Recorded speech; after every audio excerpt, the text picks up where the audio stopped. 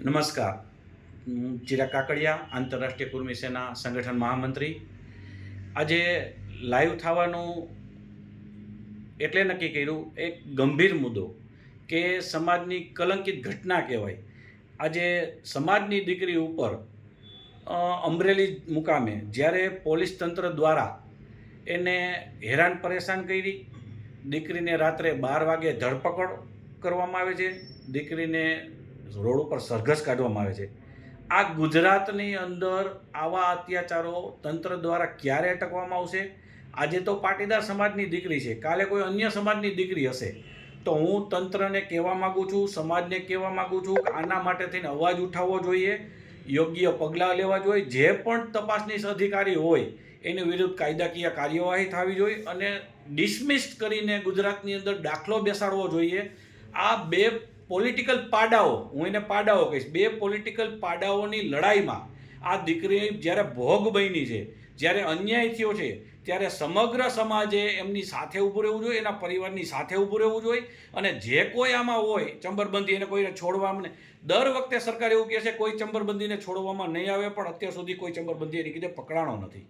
આ એટલી હલકી કક્ષાની માનસિકતા ધરાવતી વ્યક્તિઓ કે એક દીકરીના ભોગે રાજનીતિ કરશે. તમે સમાજને શું આપશો આ રાજનીતિ લઈને? તમે રાજનીતિ કરીને તમે આગળ જાશો, ધારાસભ્ય બનશો, સાંસદો બનશો, પણ સમાજને તમારી પાસે અપેક્ષા શું? માત્ર ને માત્ર આવી દીકરીઓને ભોગ બનાવવાનો. આજે કોઈ દીકરી, બેન દીકરી એની પોતાના પરિવારનું ગુજરાન ચલાવવા માટે જરૂરિયાત હોય અને એની કોઈ વ્યક્તિની ઓફિસમાં નોકરી કરતા હોય તો સ્વાભાવિક છે એના શેઠ કહે અને એ દીકરીએ કામ કર્યું હોય કે ભાઈ લેટર પેડની અંદર તમારા લખવાનું, પણ એ દીકરી કંઈક શેઠને એવો સવાલ ન કરે કે તમારા લેટર પેડ શેઠ ક્યાં યુઝ કરવાનો છે, આના માટે તમે કોનું રાજકારણ ખતમ કરવાના છો, એવું એ દીકરી સવાલ નથી કરવાની. તો કોમન સેન્સની તંત્રને પણ ખબર હોવી જોઈએ કે જ્યાં તમારે વરઘોડા કાઢવાના છે ત્યાં તમારે કાઢવા નથી, ત્યાંથી માત્ર ને માત્ર હપ્તાઓ લેવાના છે, એના સિવાય કાંઈ કામ કરવાનું નથી.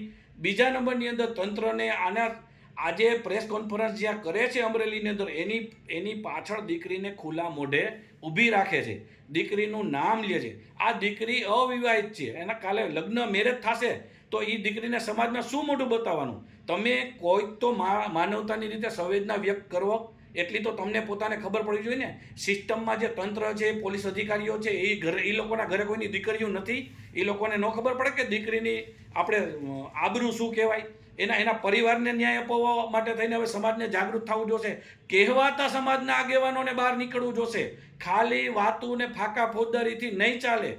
આ એક મારો લાગણી છે અને મારી પણ માગણી પણ છે.